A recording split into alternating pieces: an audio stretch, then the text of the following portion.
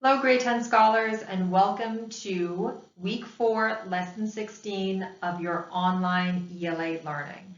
I'm Ms. Novak, and we're about to launch into this exciting close read lesson. Let's move to what we can expect. We know that the learning is different each and every day. It just keeps us on our toes. There'll be a list of resources and materials. Hint, all can be found inside of your packets. I'll present a brief overview of the day's learning so that nothing catches us by surprise. I'll engage in a quick model with you. Today's model will revolve around the art of close reading, and we'll preview the learning for tomorrow's lesson. My favorite part of the day, ELA fun facts. Did you know that English is the official language of the air? What I mean by that is English is the official language of airplane travel. It doesn't matter where you're flying to in the world, who's on the plane, your destination, any of that. Your pilot and flight attendants always know English. Think about the next flight that we want to take somewhere exciting. We're really familiar with these packets, so this isn't really an orientation as much as it is a review. We're in week 4. Again, this is May 4th through May 8th, which is really exciting. Some of us might be a week behind, but that's okay. Note that you can subscribe to this YouTube channel. We always love subscribers.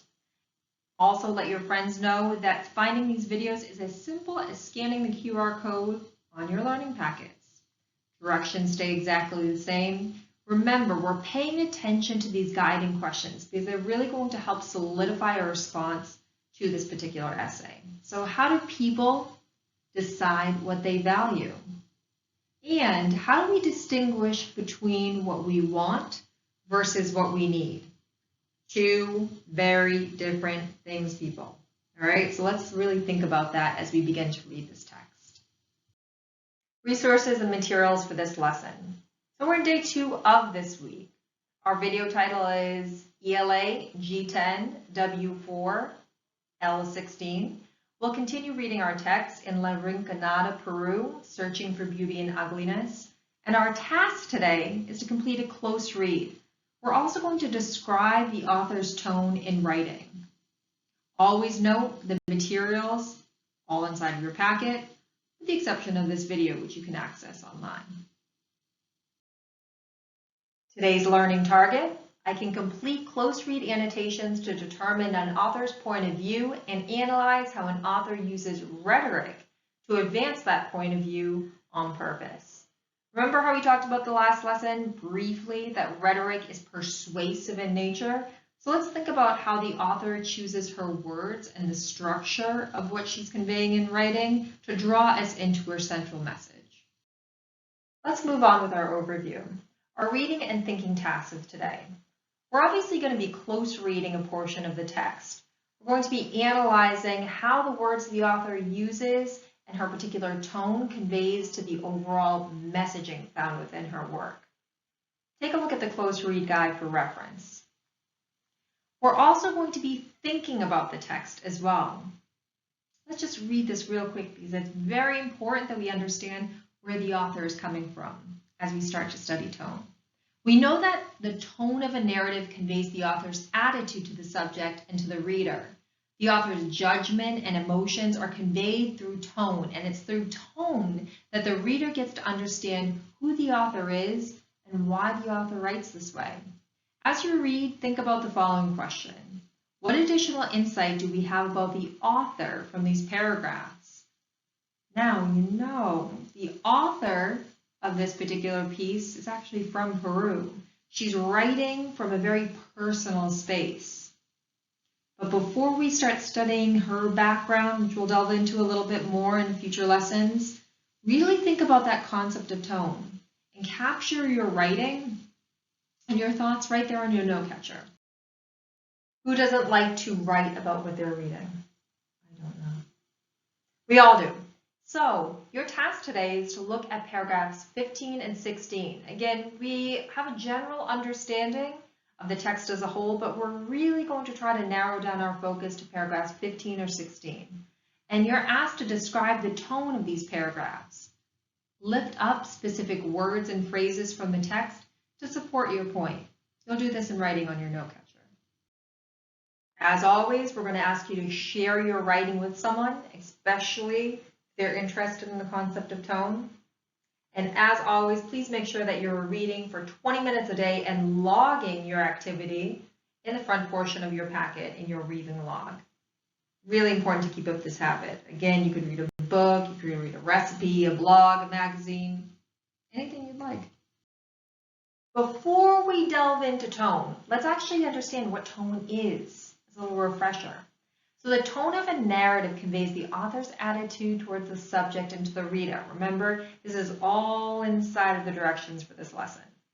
The author's judgment and emotions are conveyed through tone, and it's through tone that the reader gets to understand who the author is and why they write the way that they do. It's not just in how someone says something, but it goes a little bit deeper than that, especially when we're trying to read through a personal essay. Let's see what we'll do with the author's experience. Words used to describe tone: humorous, distant, trying to act them out now, intimate, like if you're telling someone a secret, ironic, condescending, sentimental, formal, objective, and critical.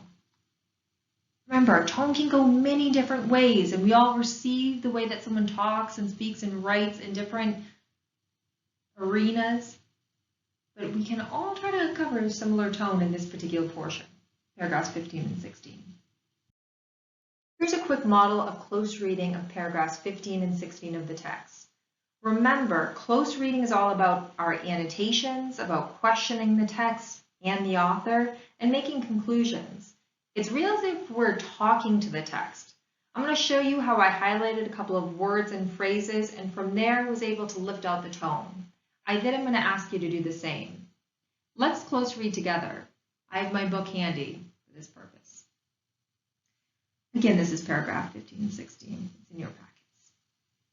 The green is gone, the earth is turned. What you see as Mount Anania looms into view as a lunar landscape pitted with orange lakes that reek of cyanide.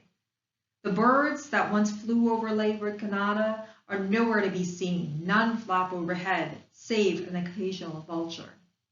The odor is staggering. It is the putrid stench of chemicals, of rot, of human excrement. Even a whipping wind cannot sweep away the stink. As you ascend toward the great white cap of Sleeping Beauty, all you see is garbage, a choking ruin, and ghostly shadows picking through it. Gigantic trucks shove at the earth, whole families wade out into the toxic pools, fishing for gold. Along the perilously winding road that climbs to the summit, flocks of women in wide skirts scramble up the cliffs carrying heavy bags of ore, hoping to pound a fleck of gold from the waste that is spilled from the mine shafts. Children stagger beside them, shouldering burdens of their own. These are a couple of things that I picked up from this really meaty passage. So what I did here is I underlined the first few lines of paragraph 15. The green is gone, the earth is turned. What you see now as Mount Anania looms into view as a lunar landscape.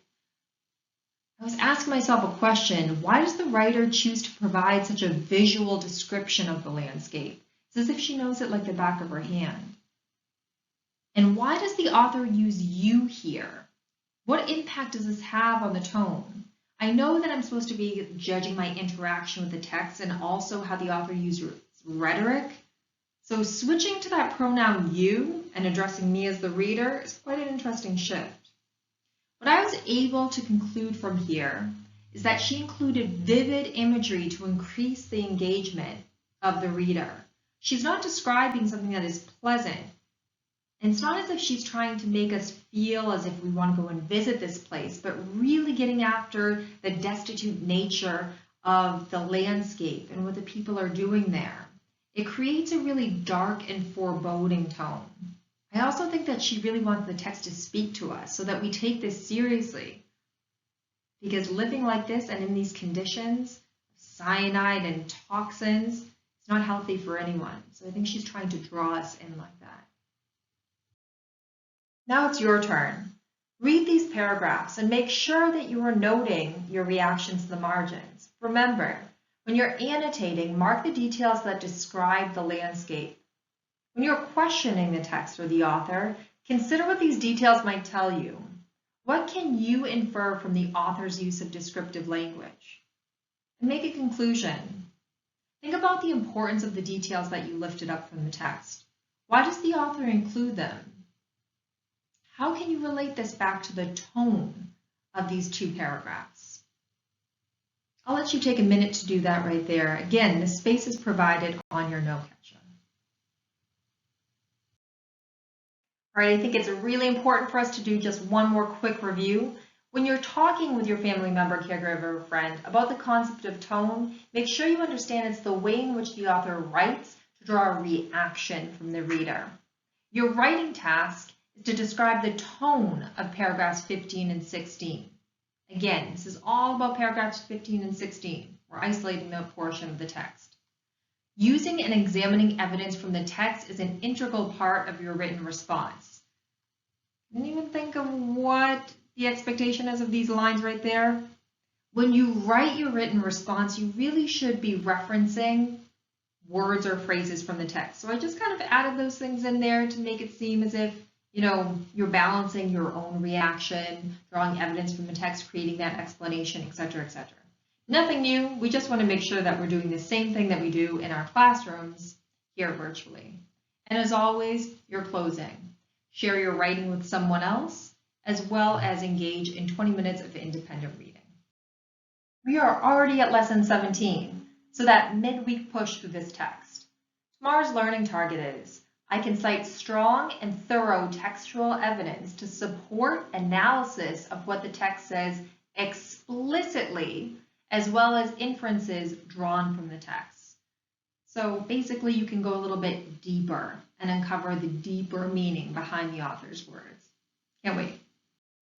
Want to know what I do when I have questions about a text or an assignment?